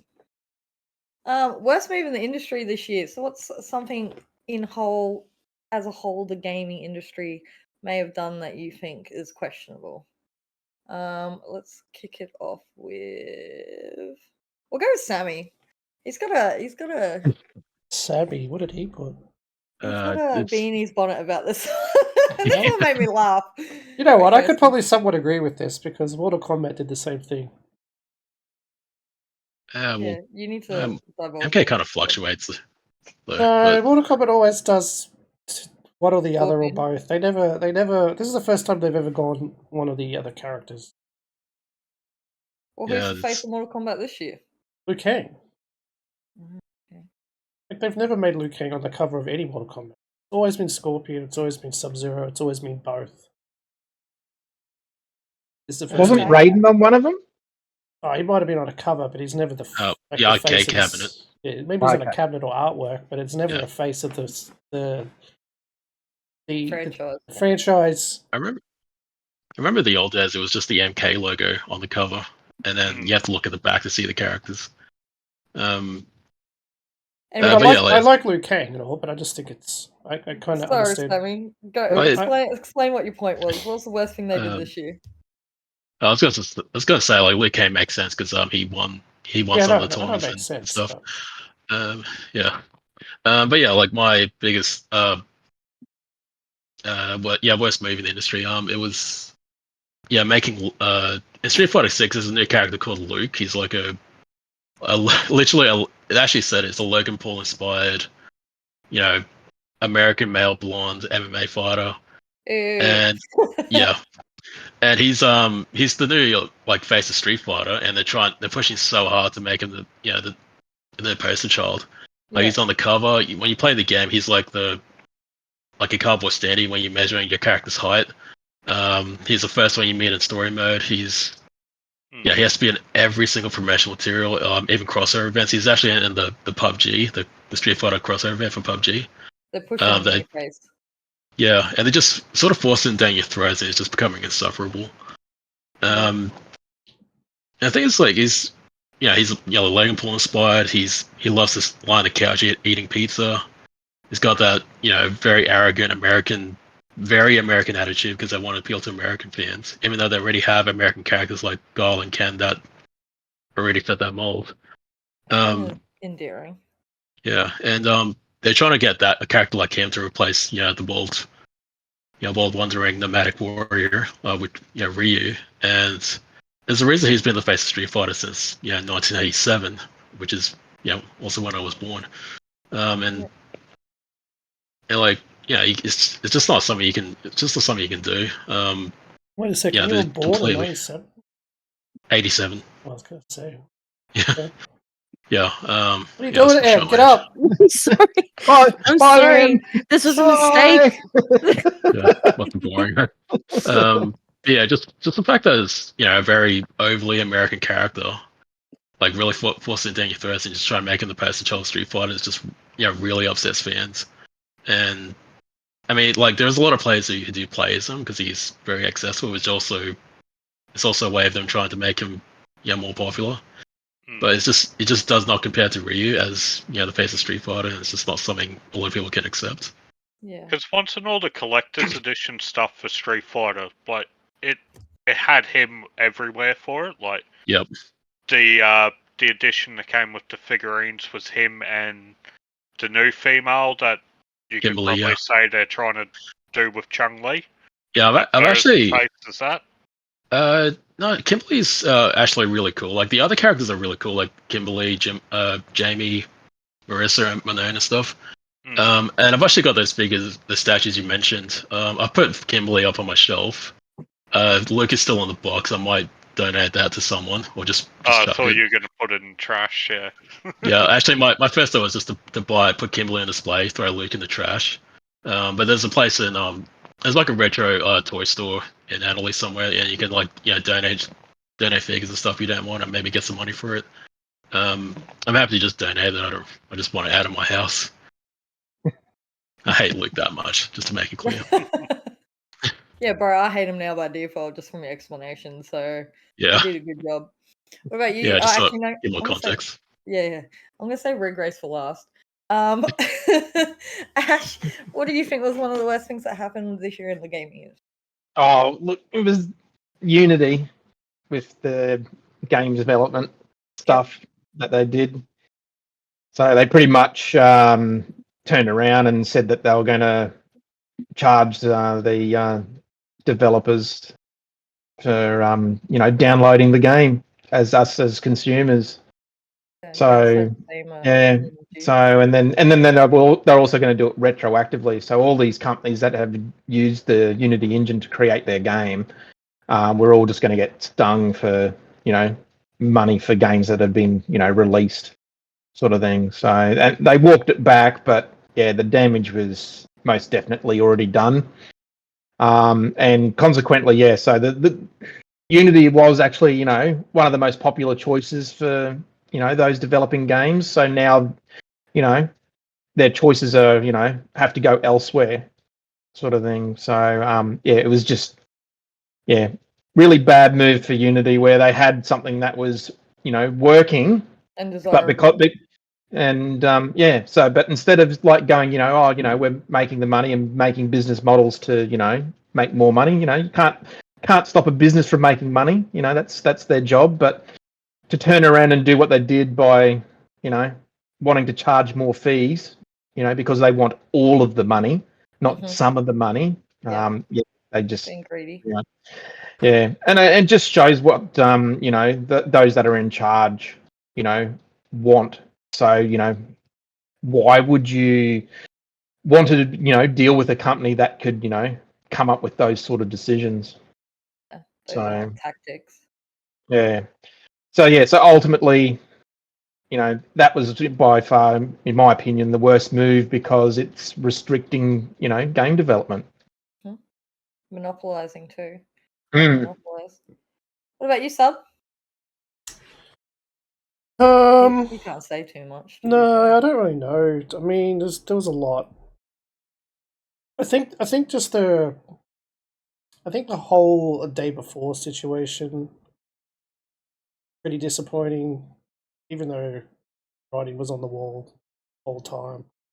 Yeah. To still release it and then have the balls to literally shut down servers 45 days even after it was released? 4 days. 4 days? You could go as far back as say even have the balls to make a trailer that's like to keep everybody to keep everyone believing in it for so long and still releasing it, and then just to rip it out from underneath everyone. Not even they took I'm assuming they took a lot of money from people's patrons. No, not patrons. Like people like Intel, I think, was supporting them, giving them laptops and everything, and like all the money that they would have been given to develop this game, to not even Insiders.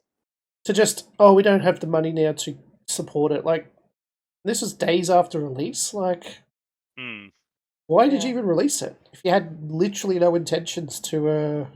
Well, they even had a PR fix type of. Well, they filmed like a clip, didn't they, of two of them out in the cold in snow jackets talking. They did several clips, fans and stuff. but that was one of them. So Yeah. like trying to reassure people. It's like they just threw it at the wall, hoping it stuck, and even if it did, they weren't going to support it, obviously. Or even marketing it as a division game with zombies, and then they cut and pasted from every game. Redgraves was explaining that it was actually just an extraction loot. It's not even the same. Yeah, exactly. I played it for an hour. I only saw 3 zombies in an hour. I saw 6 players, 3 zombies, and as soon as I went to pull the trigger for the first time, it came up with a weird unknown error saying fatal action acquired, or fatal action error. It disconnected me. I logged back in, had no backpack, no gun, and I had to extract and loot and everything. So as soon as I got back to the base hub, you could talk to other players. And I was asking anybody else if they had that, and it seemed that was a big fuck you from the developers. Everybody had that with the first shot that they fired. So they give you an amazing gun for buying the game. They take it away as soon as you fire a bullet. It wasn't. My disappointment's not, I guess, all of that. It's just the fact that this whole time they just had everyone believing, no, this is real, this is good, this is happening, it's gotta happen. And then because it didn't stick, as soon as they decided to release it, several days later it's gone, and then clearly they had no intentions to support this game, even if it did do well.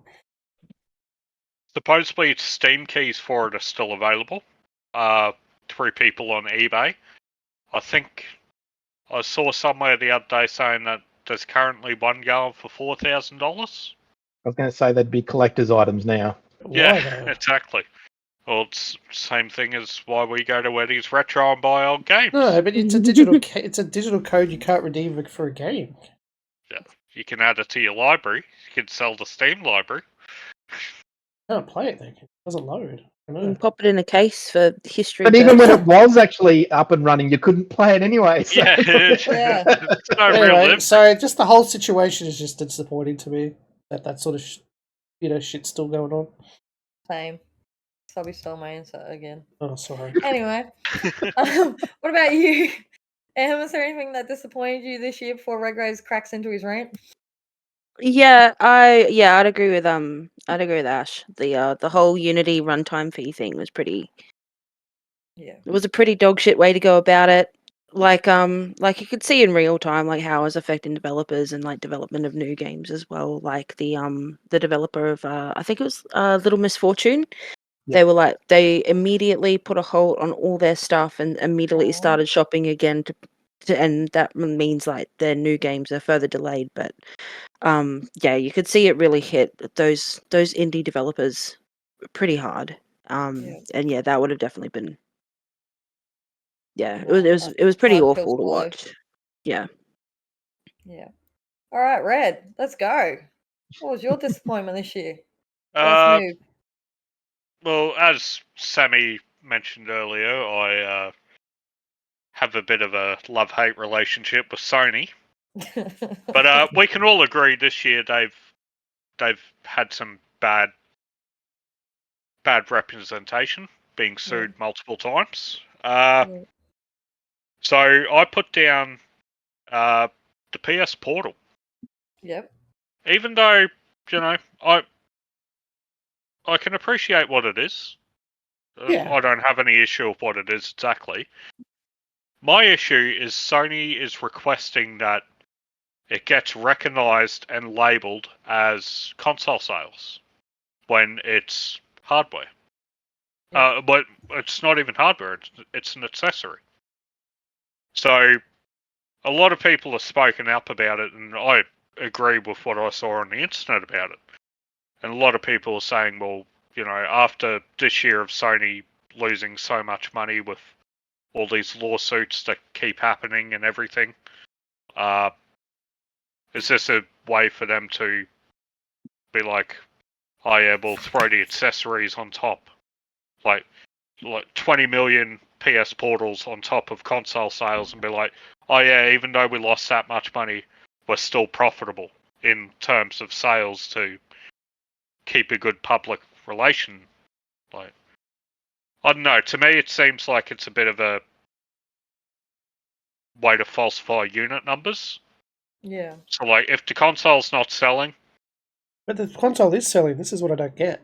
yeah, I know. So I don't understand why they want to do that. Like, the console's already selling 30 to 1 compared to Xbox. They don't need, like, do they really need that much of an ego boost? Of, oh yeah, we'll throw a little crappy handheld on top and label it as a console instead of an accessory. Could it be the opposite direction, that they're trying to make the portal seem like it's actually being sold more of by changing the category in which it's sold under? Maybe, but then, like, how would you differentiate between the actual PS5 sale or... But it's not its own. It's definitely like I still don't know. I haven't followed this portal thing too much. It's Like- not. It's just a screen, isn't it? Yeah, so it's essentially just...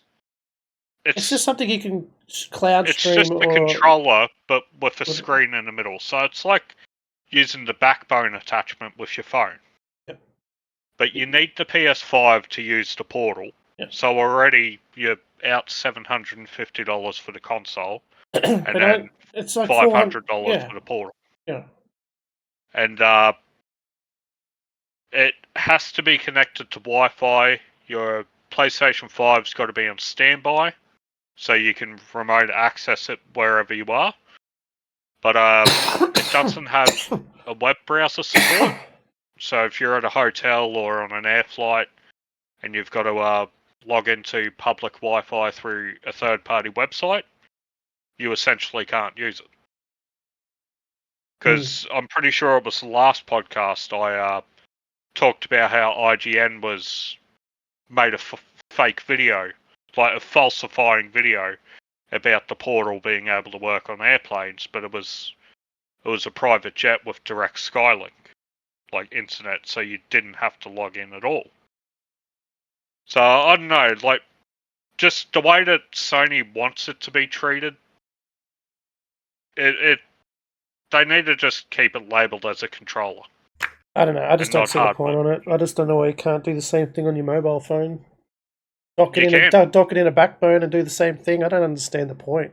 Exactly.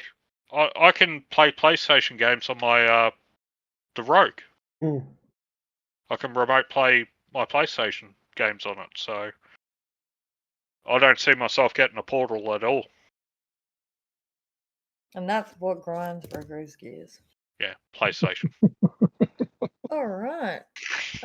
We might jump ahead to the big one. What is our favorite game of 2024?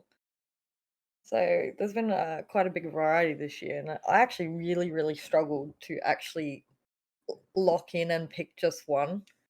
Like, I really struggled. So we'll start with... We'll go with Sammy, because Sammy's is quite an interesting one. Yeah. It's Like a Dragon, Gaiden, the man who raised his name. Yeah. Which is also my RPG of the year. Yeah. That's why I skipped RPGs. As like I mentioned with my favorite character of the year, Kazuma Kiryu, it's just I followed it since the very beginning, and it just hits differently for me. A lot of other people have just only started playing the game like in the past few years, or even just this year. So since the first game, like the original game, not the remake, and just playing all the way through and just seeing how the characters evolve, and literally seeing the character Haruka go from I think a 5-year-old in the first game, and then you see her literally grow up into an adult and having her own child. And just following the story all the way through, and just seeing Kiryu just go through hell and back, like literally, and all the fights he goes through, and just all those moments where rip off the shirts and show off the back tattoo, It never gets old, and yeah, just all the fight scenes, all the battles, and just all the side stuff you can do, the side missions, and yeah, but yeah, mainly the story just sticks out for me the most because it's just amazing to see how much it's just evolved every time. Like you feel like they can't do anything more with the series, and they always just seem to find a new way to tell a new story and continue. And in this game, seeing the ending of like I won't say what it is, but like it's a real emotional roller coaster. And just it's just seeing like throwbacks from some past games, some other characters, and seeing what they're up to and stuff. And it's it's a real tearjerker moment. How many games are in the series? It's a series, hey? It's I don't know the exact number. In the mainline series, is 6, 7, 8. I think 9 if you include 0, which is a prequel. Mm-hmm. So in the mainline series, but then like one of them has a different protagonist. There's also the games like set in the old days, which isn't part of the mainline series, like Ishin, and another one Kenzan, which isn't out in the West yet. There was also a PSP game which didn't come out to the West either. Yeah. That's only on PSP, and that also has a different protagonist. There's also a zombie shooting game which Red only discovered recently, and but that's completely not canon to the story. It's just something you can do on the side. Yeah. Oh, it's the same game, but it's not canon to the main story. It's like a zombie outbreak in Kamurocho, and instead of like doing martial arts and stuff or brawling, you actually have machine guns and stuff, which is completely different from the other games. Yeah. Well, I find that amazing that it's your game of the year and it's like part of a massive franchise, like a long series of games, and it's still just as good. Yeah, like it wasn't something I was aware of when the first game came out because it wasn't well advertised in Australia or outside of Japan. But because I had a demo for it on some went back when you get a disc with the magazine you bought and try some different games, and that was Yakuza. The first Yakuza game was on it, so I just try it out. It looks cool. And, going around Japan and stuff, which no other game was doing. Yeah. And I was instantly hooked right away. And then I thought, I'll buy the PS2 game, try it out, and play it all the way to the end. Then just kept playing every game of the series that came to Australia. Yeah. What about you, Ash? Yours is another one that's quite interesting for a game of the year.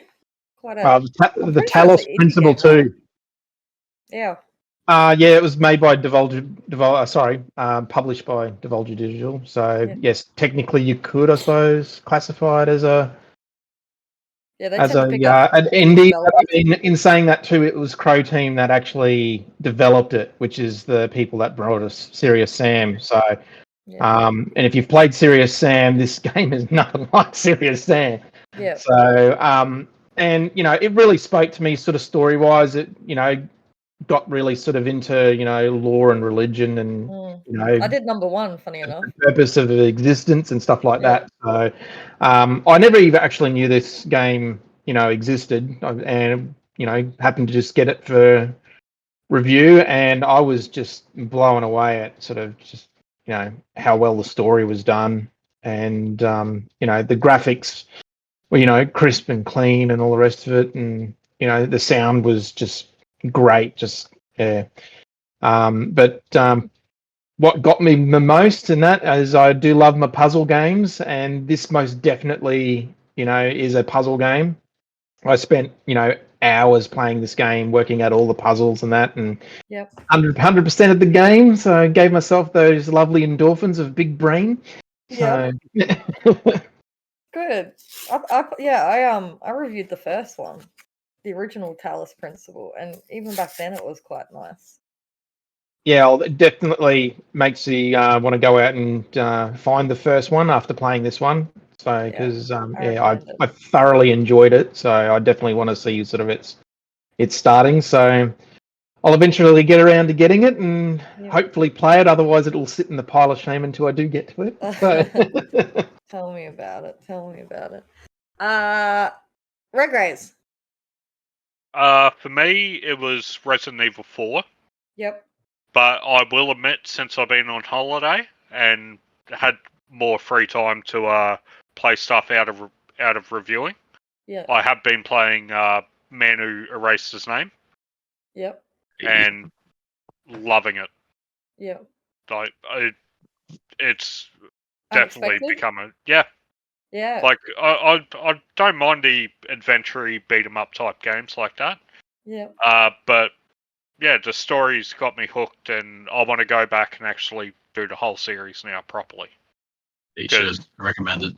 Yeah, like obviously I've just jumped in halfway, or well, not halfway, like late into the storyline of things, and it's like, okay, well, I don't need to know the story. I just want to punch things. So Yeah.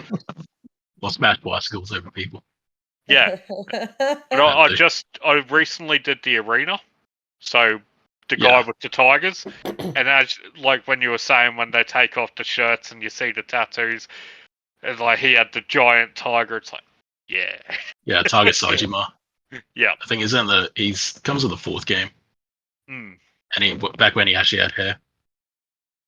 So I'll definitely be playing through that series, but that's high up there as well for me as well now. Yep. Are you subby? Game You have to answer this. You have to answer this. It's like literally the whole pinnacle of this podcast. I'd say it'd be a shot in the dark, but I'm pretty sure I know where that shot in the dark is going to where hit. it will land, yeah. Where's it going to land? Bounce Right? off something. Shot at something. I'm just gonna say you did play a lot of the bigger titles too. I played God of War, which I enjoyed. Played Assassin's Creed Mirage. What's the new Assassin's Creed called? Mirage? Mirage. That was pretty good. I don't know. Robocop still stands out for me. I really enjoyed the story of that game. I'm sticking. Ballsy with move. Farquaad. Nice. He's going with Farquaad. Farquaad's Game of the Year was... I'm going to stick with my Robocop. Because I enjoyed the game. It's good gameplay. You got to stream it again. I plan to, because I want to finish the story. The story was really, really good. I just want to take more shots at certain things. Yeah. Sort of throw more people out the window. Yeah, I just love watching you throw people at. You can do anything. Very good. So much. That was such a good game. Yeah, I'll a little mech thing in it. Yeah, that was I think one of the last things I did during wherever I was up to in the story. That big, what's the mech called? Ed 209. Whatever it is, I had to fight it. It was tough, but I got him. Yeah, that's one of the things I remember the most from Robocop. It was good. It was a good fight. Struggling to go down the stairs. Yeah. Yeah, Ed 209. Yeah, I think about halfway through you had to take it on. It started to go a bit rogue and shooting police officers, so I had to take it down. Well, Subby was the biggest anticlimax of the night. What about you, M? Game of the Year? Definitely Baldur's Gate. Boring. Everyone speaks Baldur's Gate. Okay, RoboCop. Shut up. RoboCop's like 8 categories. Didn't know you were going to pick Baldur's Gate. Yeah, well, it was the main one that stuck out for me this year, and my second run through was completely different to my first, and I'm always finding new things that I didn't find in my first run. So, yeah, you can take your RoboCop, mate. Dead or alive, you're coming with me. Yeah, Baldur's Gate was mine as well. I'm still waiting to actually buy it. Yeah. I'm still waiting to buy it. It's $120 in the store, bro. Yeah. I'm waiting for my MK Christmas bonus. I don't know, just every single stream. Christmas bonus this year is RoboCop. That should be your biggest disappointment of the year, is your bonus. Yeah, it'll be a shot in the nuts. Every single stream I went to, the streamer's face was like lit up. Like you can't deny the evidence like behind Baldur's Gate. The dev team was so passionate. He even wore like armor set. Like everyone else wore suits and stuff to the Game Awards. He was wearing a literal piece of armor. Like You can like the passion behind the game. The fact that they said they're never ever going to put like microtransactions into the game. They don't believe that it should need like paid transactions to keep it going. Just I don't know. Everything about it feels so passionate, and people playing it are so happy. And I don't know. I couldn't get over that. Through like I really almost picked Spider-Man, and I even told Red Graves like days up until the reviews were due that I was probably going to pick Spider-Man too, but you just can't. See, I was get going to say over the Spider-Man, joy. but Yeah, you can't get over all the joy this game has brought to people this year. I think the main thing as well for Baldur's Gate for me was definitely that it came out as a finished product and not completed through patches and DLCs like pretty much every other game that comes out does. Like it came out done, it was the story was done. There was a couple of bugs, sure, but it wasn't just one of those games that was pumped out and completed through 60 gigabyte patches 3 days later, you know what I mean? It was based on enjoyment and not what it could get out of its audience. Yeah, 100%. Yeah. Yeah, they definitely raised the bar with that release. Which is rare nowadays, right? For game developers. Yeah. Yeah. It raised like the old days. Like if you think about like for instance, like with like Cyberpunk, Phantom Liberty came out this year. They also released Cyberpunk 2.0, which is essentially the game that like should have released on Cyberpunk's release and not the buggy mess we got. And how long's it? It's been nearly 2 years. Since the game is actually, it took them 2 more years to finish the game. Yeah. And it's just a breath of fresh air playing a game that's actually complete. Yeah, it's all there. There's nothing coming. It's a finished product. Yeah, it feels like the old days, like when you'd play Halo and everything was included, or you'd play like Ocarina of Time. Like, no, you didn't have to think about anything other than the actual game. Yeah. So, yeah, that's my game of the year. Anyway, we were going to play a quick game, but the game's not very quick, so we might save that as like an opener for season 6 because this podcast has gone on for a very, very long time. 2 hours. It has 2 hours. So I'm going to save that for season 6. But we would like to say a happy holidays to everyone. We'd like to thank all our affiliates that we worked with this year and previous years: Juiced Energy, Streamlabs, not Streamlabs, Secret Labs, sorry, Streamspell, Desky, Aussie Broadband, and do we still work with Extra Art? Yeah? Yes, sort of. Yeah, we're affiliate, but we don't. They haven't reached out for a while. Yeah. So big shout out to all our affiliates for this year. Anything you want to say, Subby? No, not really. Year as well. No, I'm all good. Oh, awesome! Thanks. Okay. Do we have any giveaways? You don't want to buy it for a sorry? Aquaman. Yeah, we currently got an Aquaman. No, Aquaman giveaway is finished. Tickets go out. Tickets get sent out over the weekend. We do have a juiced. We do have a juiced. Juiced have re-released their Neon Dimensions flavor, which is Skittles. For those wanting to know what it tastes like. So we are doing a bit of a gift pack with a tub and a shaker. I don't know if the shakers are sold out yet or not. They might be. But if you want one, I've got a spare with a tub that you can win. So head to the competitions tab on our website and enter today.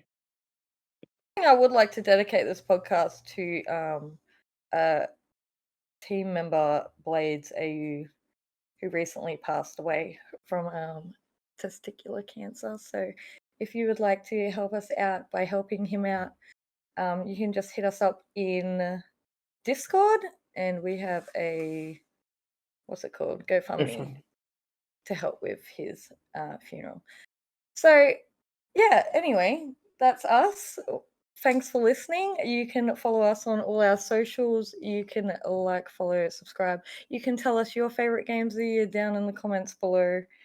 And that is us for the year. We'll see you sometime next year. See you guys. See you. Bye. Bye.